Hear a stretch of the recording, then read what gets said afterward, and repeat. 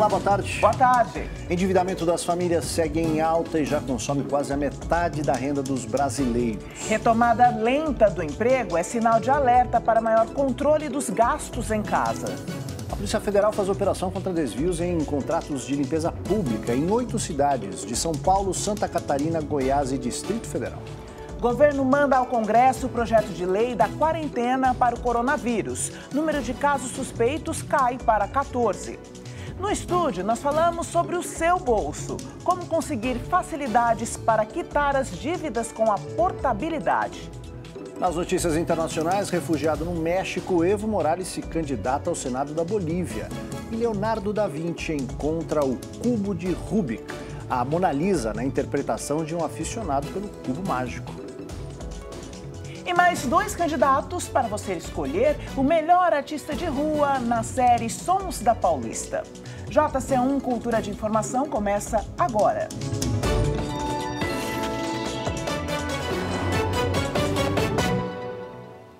Juros mais baixos para conseguir comprar casa e carro a longo prazo sempre foram um desejo da classe média brasileira. Mas agora que os juros estão no menor patamar da história, as famílias brasileiras estão mais endividadas. E segundo os economistas, é porque a disponibilidade de crédito cresceu mais do que a renda dos consumidores. O Alex se casou no ano passado e teve que mobiliar a casa inteira. Comprar fogão, cama, todos os eletrodomésticos, tudo para casa. A saída foi parcelar no cartão de crédito. É a forma que dá para você comprar tudo e parcelar de uma só vez. O endividamento do brasileiro cresceu 2,3% em novembro do ano passado, o último dado disponível, em comparação com o mesmo período do ano anterior. O índice está em alta há 11 meses seguidos. As dívidas comprometem 44,9% da renda do brasileiro acumulada ao longo de um ano. Você teve um período aí muito recessivo de contração da oferta e da demanda por crédito. Então, um período aí que tanto os bancos quanto as pessoas não tinham como pegar mais crédito, né? Atualmente, você teve uma redução importante nas taxas de juros e um aumento nos prazos de pagamento. Isso faz com que aumente a demanda por mais crédito. Então, você vê pelo lado do consumidor uma busca mais por crédito. O cartão de crédito é de longe o principal meio de endividamento. É seguido por financiamento de veículos e de imóveis e pelo cheque especial. Quando eu tive que comprar o meu apartamento, eu comprei financiado pela Caixa, né? Como a maioria das pessoas fazem. O endividamento pode ser um caminho para conquistar algo que deseja. O problema é quando a dívida se torna inadimplência. Para isso não acontecer, cada família tem que fazer as contas de acordo com a sua renda. Tirar os custos fixos e essenciais, como moradia, transporte e alimentação. E aí sim verificar se aquelas parcelas ainda cabem no bolso. A economista Isabela Tavares acredita que o aumento de crédito não é preocupante se houver geração de empregos. Na estimativa da Tendências Consultoria, a massa salarial vai crescer 2,7% em 2020. Acho que tem um sinal de alerta, porque a gente precisa que o cenário continue e melhore. Então, a gente precisa que tenha uma maior reação do mercado de trabalho, isso inclusive de vagas formais, com aumento nas contratações. Isso vai aumentar a renda média do brasileiro. Isso não vai se tornar tão preocupante para o volume de crédito. O volume de crédito deve continuar em crescimento e a gente espera que, com a Selic ainda em mínimos históricos, isso faça com que os bancos reduzam mais ainda os seus juros.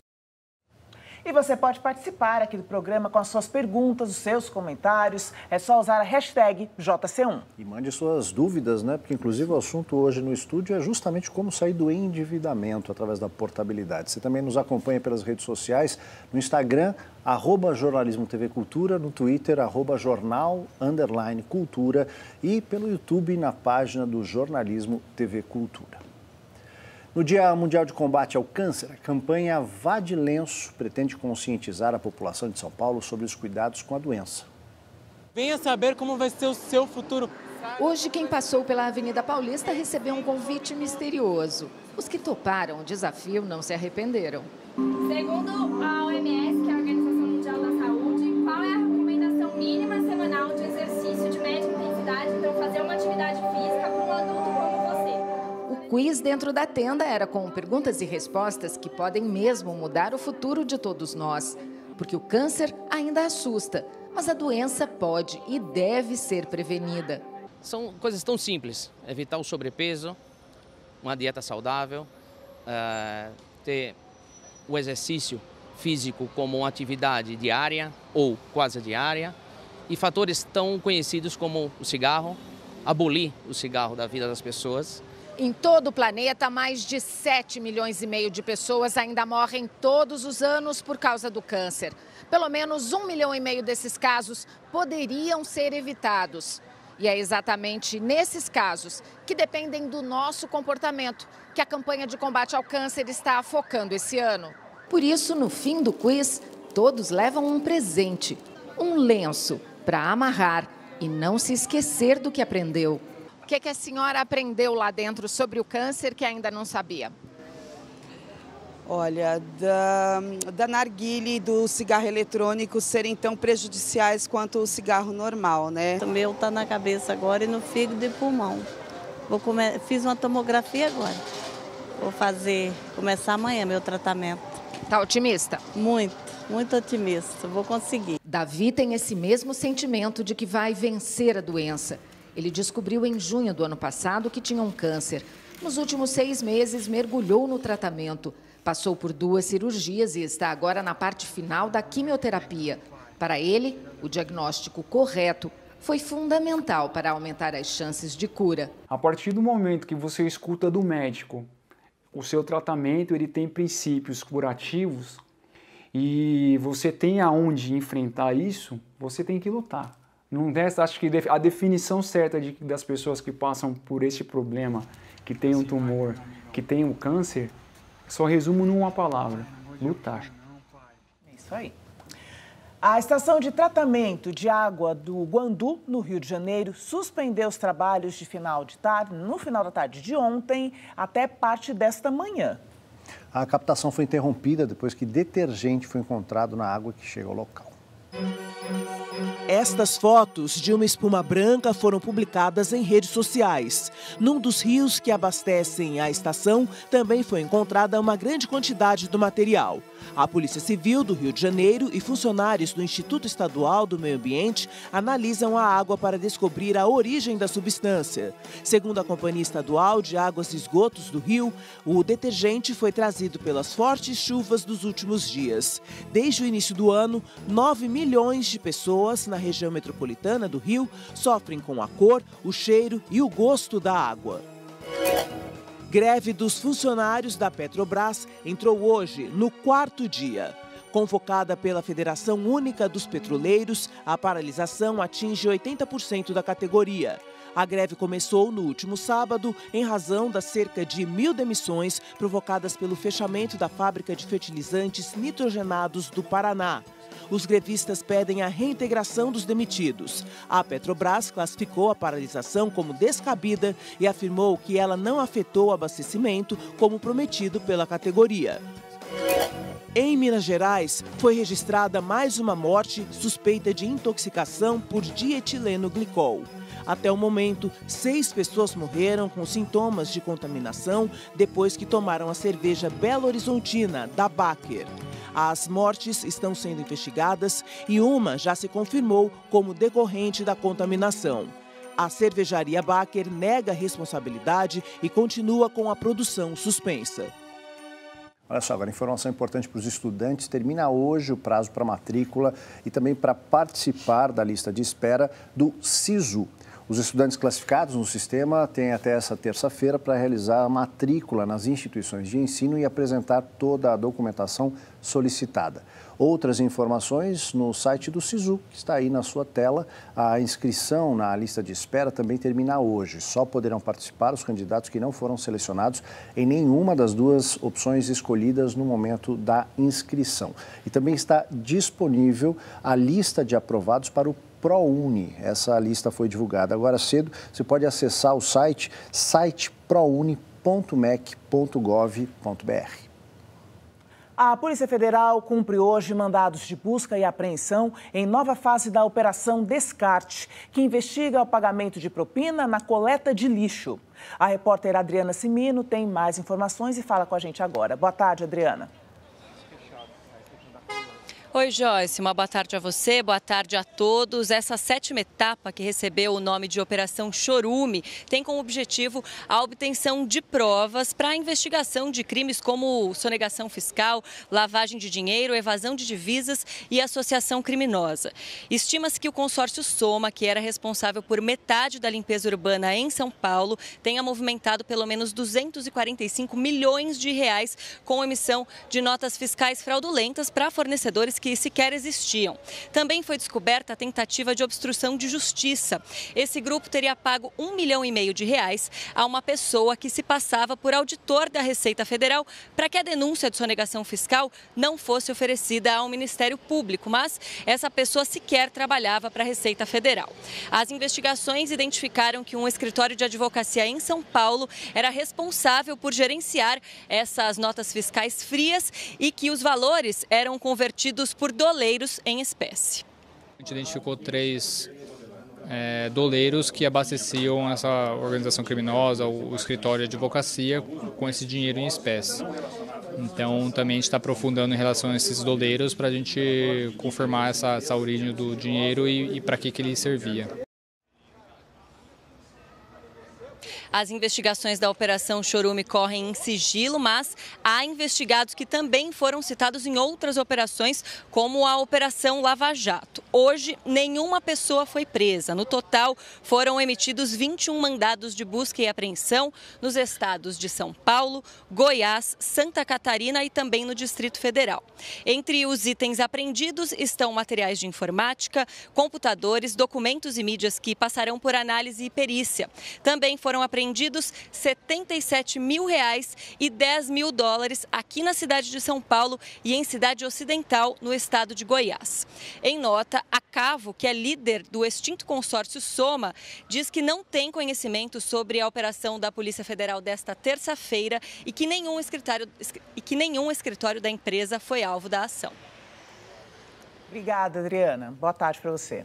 Bom, agora a gente fala sobre o coronavírus. Já passam de 420 mortos pelo coronavírus em todo o mundo e mais de 20 mil contaminados. Pois é, a Bélgica confirma a primeira ocorrência, Hong Kong a primeira morte e a China aceita finalmente a ajuda dos Estados Unidos para combater a epidemia. Hong Kong anunciou hoje a primeira vítima fatal do novo coronavírus em seu território, de um homem que visitou em janeiro a cidade chinesa de Wuhan, epicentro da doença. Esta é a segunda morte provocada pelo vírus fora da China continental. A primeira foi de um homem de 44 anos nas Filipinas. Na China, o número de mortos pelo coronavírus subiu para 425. No mundo já são 427 e o de contaminados passa de 20 mil. Mais de 170 mil pessoas que tiveram contato com algum dos doentes estão em observação e há casos registrados em mais de 20 países. Em Hong Kong, o medo de que a doença se alastre fez profissionais da área de saúde entrarem no segundo dia de greve nesta terça-feira. Eles exigem que a chefe do executivo, Carrie Lam, ordene o fechamento de todas as fronteiras com a China, mas ela negou os pedidos, alegando que a atitude seria inadequada, impraticável e discriminatória. Em Macau, o chefe do executivo, Roy Yat-sen, pediu que todas as operações de cassinos fossem interrompidas por 2 semanas, paralisando um dos maiores centros de apostas do mundo. Em Pequim, as ruas e avenidas da capital chinesa estão quase vazias, um sinal de que a atividade econômica caminha em ritmo lento. A crise gerada pelo coronavírus também atingiu a Coreia, que suspendeu a produção nas fábricas de veículos por falta de peças importadas da China. Com 20 casos, o Japão é o país com o maior número de infectados fora da China e proibiu o desembarque de quase 4 mil passageiros e tripulantes de um navio de cruzeiro no porto de Yokohama, após um homem que deixou a embarcação ser detectado com o vírus. O navio chegou ao porto de Yokohama ontem à noite e foi colocado em quarentena. A Tailândia confirmou 6 novos casos do coronavírus, a maioria deles infectados fora da China. Na Malásia, os cidadãos evacuados de Wuhan, epicentro do surto do coronavírus, chegaram ao país e foram colocados em quarentena. Mesma atitude da Austrália, que retirou cerca de 300 cidadãos de Wuhan e colocou todos na Ilha do Natal, ao largo da costa australiana. Na Europa, a Bélgica anunciou hoje o primeiro caso de contaminação. Na Alemanha, já foram registrados 12 casos de coronavírus. E os outros 2 pacientes estão entre as mais de 100 pessoas trazidas de Wuhan em um voo especial no sábado. Todos os passageiros estão em quarentena. Na Rússia, com uma população de 147 milhões de habitantes, a eventualidade do vírus se espalhar pelo país levou o governo a fechar escolas e cancelar eventos públicos em algumas regiões. O país tem mais de 4 mil quilômetros de fronteira com a China e já relatou 2 casos do vírus, um na Sibéria e outro na capital Moscou, ambos envolvendo cidadãos chineses. E a China finalmente concordou em permitir a entrada de especialistas de saúde dos Estados Unidos no país, como parte das iniciativas da Organização Mundial de Saúde, mesmo depois de acusar os norte-americanos de criarem pânico por conta da doença ao repatriar seus cidadãos e aplicarem restrições de viagem. Olha, o Brasil decretou estado de emergência em saúde pública por conta do novo coronavírus, mas sem pânico, viu? Porque não há nenhum caso confirmado da doença. O governo quer apenas acelerar medidas em caso de confirmação de algum doente e também agilizar os procedimentos para trazer de volta os brasileiros que estão em Wuhan, a cidade chinesa onde começou o surto. Os 40 brasileiros que estão em Wuhan e querem voltar vão ser submetidos a exames antes de embarcar para garantir que não têm sintomas do novo coronavírus. Um voo fretado pelo governo brasileiro será enviado à China. Ao chegar aqui, eles vão ficar em quarentena por 18 dias. Para regulamentar esse procedimento, o governo envia ao Congresso uma medida provisória que deve ser votada o quanto antes. A definição da base militar onde será montada a quarentena depende da inspeção dos Ministérios da Saúde e Defesa. Há 2 em análise, Florianópolis e Anápolis, em Goiás. O governo monitora aqui no país 14 casos suspeitos do novo coronavírus, 7 em São Paulo, 4 no Rio Grande do Sul, 2 em Santa Catarina e 1 no Rio de Janeiro.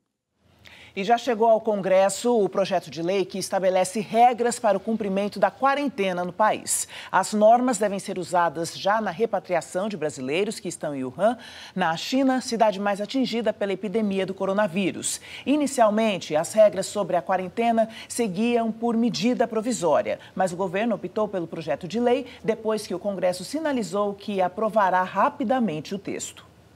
E ainda nos destaques de Brasília, o presidente Bolsonaro fala em reduzir tamanho do Estado na mensagem enviada ao Congresso com as prioridades do governo para 2020. A mensagem foi vista como uma resposta de Bolsonaro aos economistas do Plano Real, que na semana passada duvidaram do alinhamento do presidente com a agenda econômica liberal do ministro Paulo Guedes.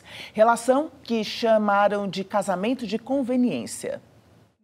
Na mensagem ao Congresso, entregue pelo ministro da Casa Civil, Onyx Lorenzoni, Bolsonaro reafirmou o alinhamento com a postura liberal do ministro Paulo Guedes, ao dizer que é necessário reduzir o Estado, que chamou de gigantesco, lento e oneroso. Defendeu ainda a entrada do Brasil na OCDE, a Organização dos Países Mais Ricos do Mundo, assunto que já discutiu no ano passado com o presidente norte-americano Donald Trump. Segundo Bolsonaro, a entrada na OCDE deve contribuir para a melhoria da eficiência do Estado e do ambiente de negócios, com simplificação tributária e maior desenvolvimento em pesquisas e inovação. Na mensagem lida no primeiro dia de funcionamento do Congresso, depois das férias dos parlamentares, Bolsonaro listou 8 prioridades para 2020.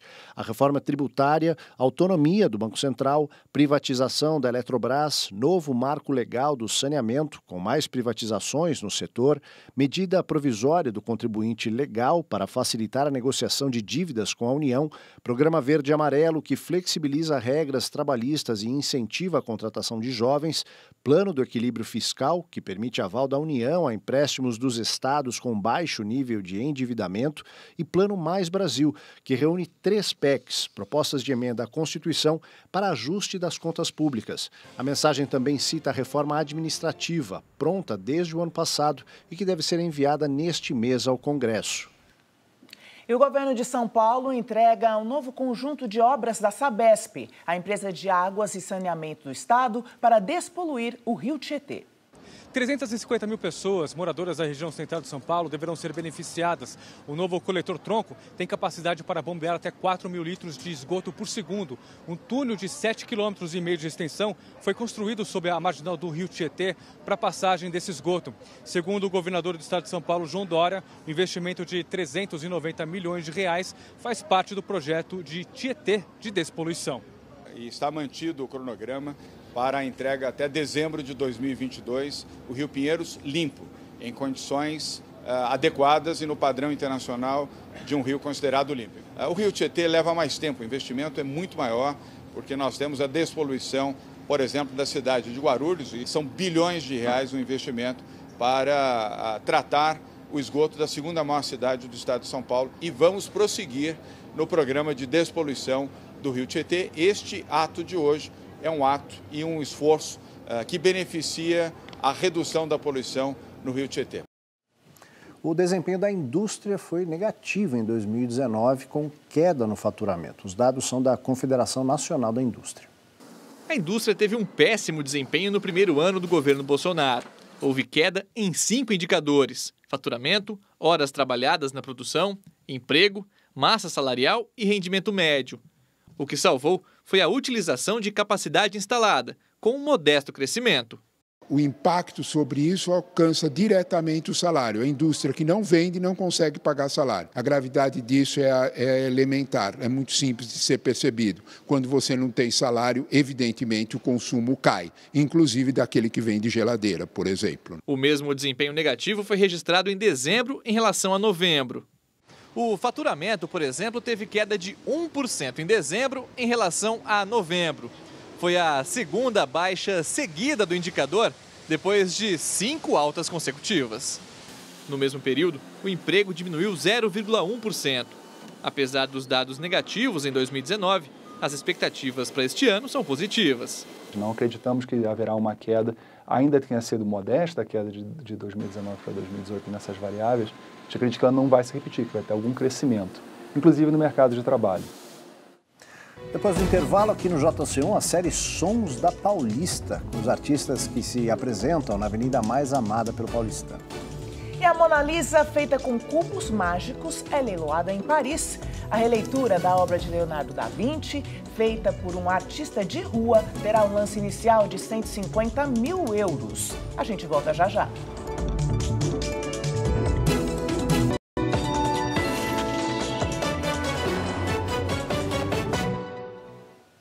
Em Paris, uma versão da Mona Lisa vai a leilão pela bagatela de 700 mil reais. Na Bolívia, o ex-presidente Evo Morales se candidata ao Senado. E ainda nas notícias internacionais, nos Estados Unidos, as primárias das eleições atrasam por incoerência nos resultados. O esforço do Partido Democrata para escolher o adversário do presidente Donald Trump nas primárias das eleições norte-americanas começou de forma caótica no estado de Iowa, o primeiro teste das batalhas estaduais. 5 horas após o final da votação, a organização da convenção afirmou que houve uma falha técnica e incoerências na compilação dos votos. Autoridades do partido disseram que precisam fazer verificações mais precisas nos dados compilados, provocando frustração nas campanhas democratas e críticas dos republicanos. Uma autoridade do partido disse que o atraso poderá tirar a legitimidade do pleito e os resultados ainda devem ser divulgados em algum momento desta terça-feira.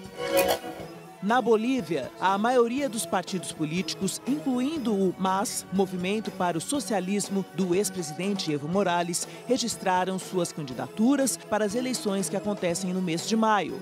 Morales, que está asilado na Argentina e impedido de disputar a presidência, indicou seu ex-ministro da Economia, Luiz Arce, como candidato e vai disputar uma cadeira no Senado por Cochabamba. O Tribunal Eleitoral da Bolívia tem até o dia 21 deste mês para divulgar a lista de candidatos habilitados.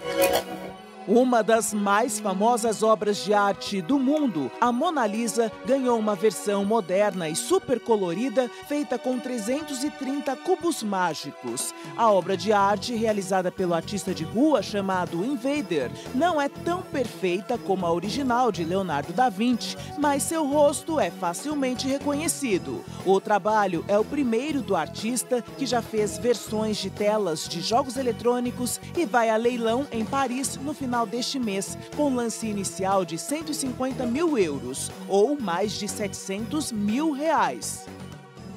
Agora a gente traz para você a série Sons da Paulista. Hoje nós vamos mostrar 2 artistas de rua, começando pelo violoncelista Abner Tofanelli, que aos 16 anos saiu de Santa Fé do Sul, no interior de São Paulo, para viver a música nas ruas.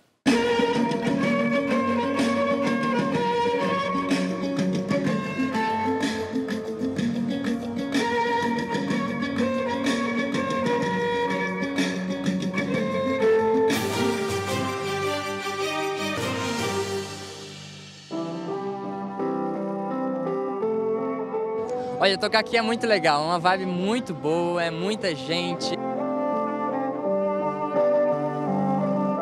Meu nome é Abner Tofanelli, eu tenho 20 anos, sou músico violoncelista e artista de rua.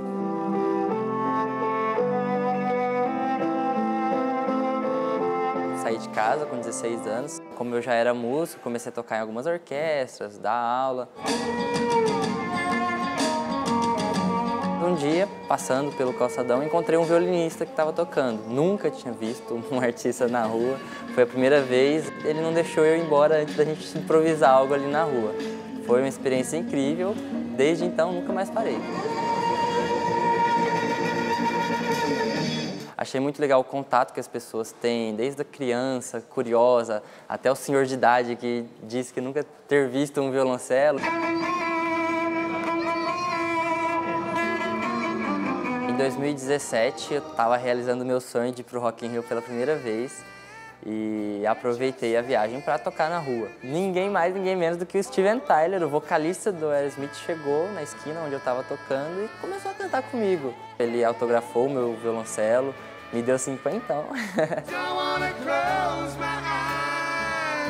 A primeira coisa que as pessoas pensam quando vê um artista de rua é por que ele está tocando ali, né? Por trás do violoncelo tem um garoto cheio de sonhos, um garoto que vai atrás e que não está ali somente pela contribuição das pessoas, mas sim por algo muito maior. Eu acho muito legal. As oportunidades que a rua me proporcionou me fizeram hoje não depender mais dela para sobreviver. Hoje eu tenho uma empresa de eventos, faço casamentos, tenho uma equipe. Ô Thales, aquele evento do dia 13... Mas mesmo assim, eu tenho o maior prazer em ter esse contato com a população, vir aqui para Paulista, tocar, onde der para ir, eu tô indo.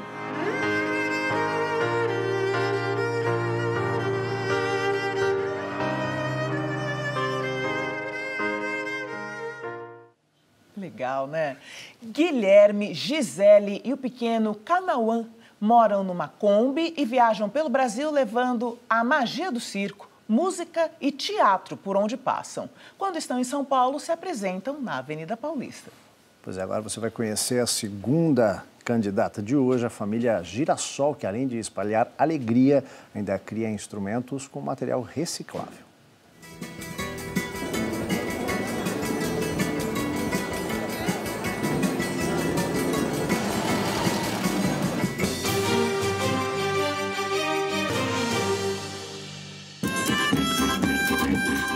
Na rua, é o inesperado. Tô passando.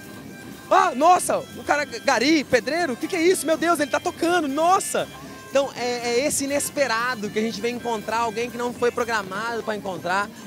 E jamais a gente vai deixar de fazer a rua, porque é a essência do projeto. Eu me chamo Guilherme Oliveira, do Rosário. Eu sou a Gisele Silgon, sou conhecida como Sol. E a gente circula Brasil, América Latina, né? Trabalha com arte e educação. Jogar o lixo a qualquer lado. A gente utiliza o máximo de coisas recicladas mesmo.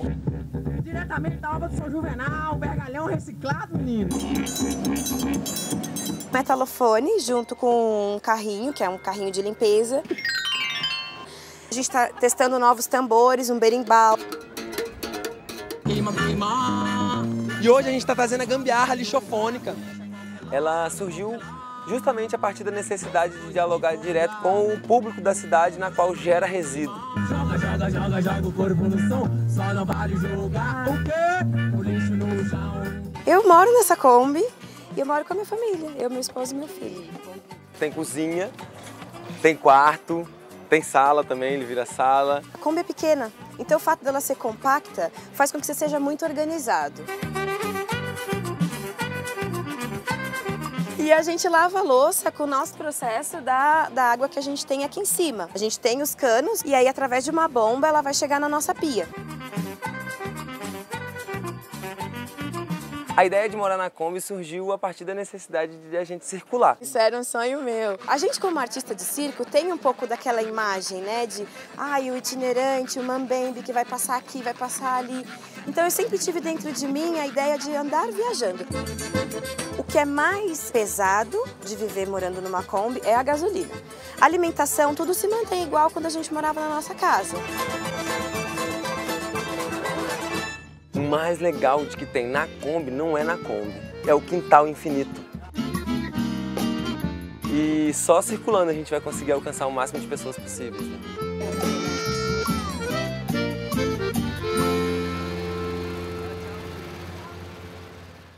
Pois é, e ao longo desta semana, você começou a ver ontem, né? Você vai conhecer 6 desses artistas de rua e vai poder votar no melhor. Na página do YouTube, Jornalismo TV Cultura, você já pode ver todos os vídeos para escolher seu preferido e votar no Twitter utilizando as hashtags. Para você, qual é o melhor artista de rua da Avenida Paulista? Participe, viu? O resultado será divulgado na próxima segunda-feira, dia 10. Ainda dá. Esta frase, que se encaixa em várias situações da vida, é o nome do novo livro do professor e filósofo Mário Sérgio Cortella. Em 1984, na Maratona Feminina de Los Angeles, Gabriele Andersen entrou para a história dos Jogos Olímpicos. Ela cambaleou até a linha de chegada e completou a prova de 42 quilômetros. Mas não é só no esporte que estão os exemplos de superação de quem não desiste, segue em frente, acredita que ainda é possível. Ainda dá. A Força da Persistência é o mais novo livro do filósofo Mário Sérgio Cortella. A coautoria é do jornalista Paulo Gebaili. Se a gente pensar bem assim, qualquer avanço que a humanidade experimentou foi porque alguém pensou, ainda dá para melhorar, ainda dá para resistir, ainda dá para ser mais sustentável, sempre dá um passo a mais, assim, ultrapassar limites, né? Desde que faça sentido para a vida. Isso também é uma coisa bastante importante que a gente aborda no livro, né? O livro fala de dar o melhor de si, não se acovardar, lutar por um mundo, uma vida melhor. Quando a gente atinge determinado patamar, seja ele elevado ou não, pode nos levar a algum amortecimento. A gente fica meio entorpecido, achando que o que eu posso fazer? A vida é assim. Essa conformidade, esse modo de se conformar, ele acaba fazendo com que haja o risco da mediocridade de um lado e, por outro lado, também, claro, uma impossibilidade de mudança. Nessa hora, a noção de uma oportunidade que se aproveita, que exige esforço e energia, ela é marcante porque a gente deu um passo além, em vez de regredir. No lançamento, o filósofo lembrou o exemplo do maestro, do pianista João Carlos Martins, que depois de 22 anos voltou a tocar piano com os 10 dedos, com a ajuda de uma mão biônica.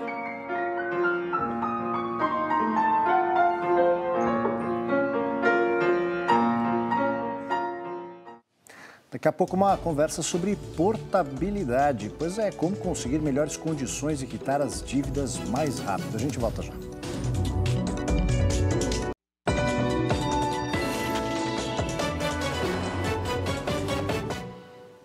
E hoje o nosso assunto no estúdio é a portabilidade, uma opção oferecida aos consumidores que buscam serviços com melhores preços e melhor atendimento. Há 10 anos, o financiamento imobiliário que Viviane fez era o melhor negócio possível.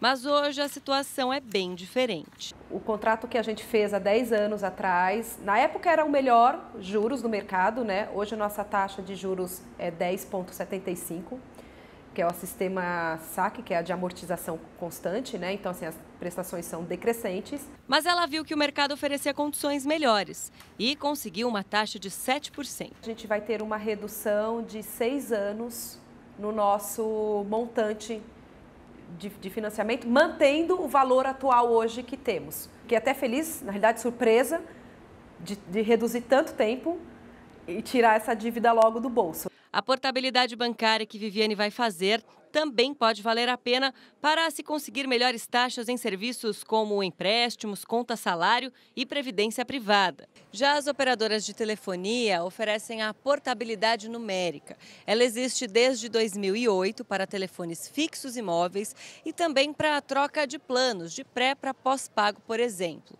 Com ela é possível manter o mesmo número quando há troca de empresa prestadora de serviço. Iride fez essa opção há 5 anos, quando passou a morar em outra cidade. Descobri que lá não tinha a operadora que eu utilizava na época. Então, ela simplesmente não funcionava na cidade. Então, celular, zero. Então, eu decidi fazer a portabilidade na época. Pedi a portabilidade, correu tudo bem. O processo foi rápido, por telefone mesmo, e resolveu o problema de Iride. Motivos pelos quais ela, se achasse vantajosa, faria novamente a portabilidade. Atualmente, eu não quero fazer a portabilidade porque ela é que tem melhor cobertura. Mas se não fosse essa questão da cobertura, eu certamente faria para uma outra operadora que eu vejo muita vantagem na questão financeira. Zé, quem esclarece as nossas dúvidas sobre portabilidade é a economista e coordenadora do Programa de Serviços Financeiros do IDEC, Ione Amorim. Ione, bem-vinda. Obrigado pela participação no JC1. Boa tarde. Boa tarde. Vamos explicar, então, em que casos a portabilidade ela pode ser usada, né, e quando ela é conveniente? A portabilidade é um instrumento que favorece o consumidor por melhores serviços e também estimula a concorrência. No caso, nós temos hoje a portabilidade nas telecomunicações, ela pode ser feita tanto para o telefone fixo como móvel, pode ser feito várias vezes, e o consumidor só não pode mudar de estado, né? Já no sistema bancário, você pode ter a portabilidade da conta, do salário e dos empréstimos, né? Então, a gente tem aí um vasto grupo de serviços que é atendido por esse instrumento. No caso das operações de crédito, o consumidor ele pode, através de uma taxa de juros oferecida por uma outra instituição, com um patamar inferior ao contrato que ele tem firmado com outro banco já anteriormente, ele pode entrar com a solicitação. Ele vai passar por uma avaliação do seu cadastro, né? E a partir daí o processo tem que ser feito eletronicamente e ele vai trocar o seu crédito, mantendo o máximo de meses contratados originalmente e o valor que é o saldo remanescente desse contrato anterior. Então, ele pode fazer essas operações. Ione, as instituições, elas devem viabilizar essa portabilidade? E de que forma, então? Por contato telefônico, pela forma eletrônica que você já adiantou? Como eu devo proceder? Sim, no caso eu vou falar separadamente para a gente encerrar, que acho que a telefonia é um processo menos burocrático, né? Mais usual, Isso, né? O consumidor procura a operadora que ele pretende fazer a troca e aí estabelece, manifesta o seu interesse e a partir daí a operadora tem até 3 dias para consolidar essa operação. No máximo, ele pode ficar 2 horas sem o sistema. Mas em 3 dias a operação está concluída, a transferência entre operadoras. Pode ser também de endereço, só não pode ser fora do estado.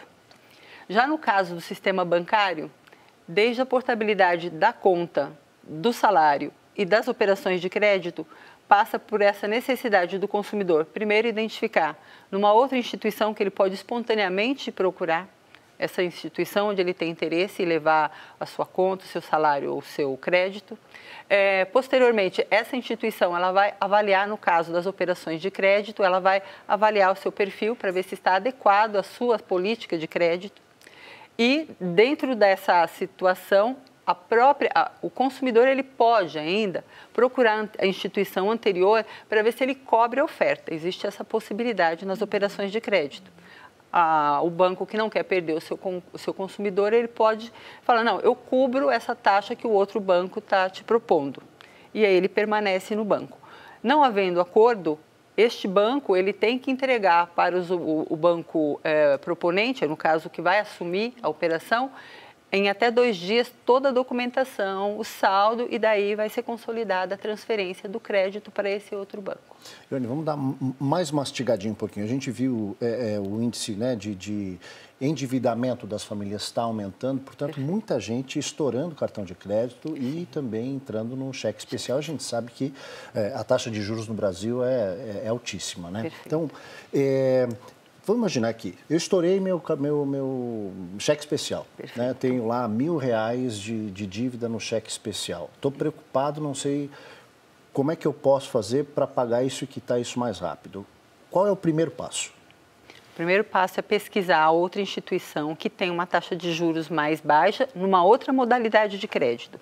Quem deve no cheque especial, a gente está aí saindo de uma história de taxa de 13% e entrando numa realidade agora de 8%, que ainda é muito alta. Então, o consumidor ele deve procurar no mercado, tanto nos bancos, nas fintechs, nas financeiras, quem oferece a menor taxa de juros. E sempre analisando... Abaixo de 8, vamos dizer assim, abaixo, né? De 8, abaixo sim, de 8. Bem abaixo de 8. Se eu achar uma taxa melhor, aí eu falo com o meu gerente. Faz a proposta para o banco, porque o banco precisa primeiro avaliar se o seu perfil está adequado para aquela condição de crédito. Para aquele que me ofereceu uma taxa menor. Perfeito. Se eu for aprovado lá, aí eu volto a negociar com o meu gerente. Exatamente, exatamente. E aí liquida essa dívida com este banco e mantém este empréstimo numa outra instituição com taxas parceladas, que aí você já sabe o quanto você vai ter que pagar para o banco, diferentemente do cheque especial, que tem uma forma de atualização exponencial, então você nunca sabe qual é o valor que você vai pagar no próximo mês, né? Então, fundamental é a pessoa não se apavorar e ficar paralisada. Tem que buscar uma condição melhor. Corretamente. E pesquisar é importante. Né? Conhecer essa dinâmica mais de perto. Com certeza. Ione, muito obrigado pela participação aqui no JC1, viu? Obrigada, até a próxima. Obrigada, até a próxima. E a gente termina aqui. Uma ótima tarde para você. Boa tarde, a gente se encontra amanhã, à uma. Até lá.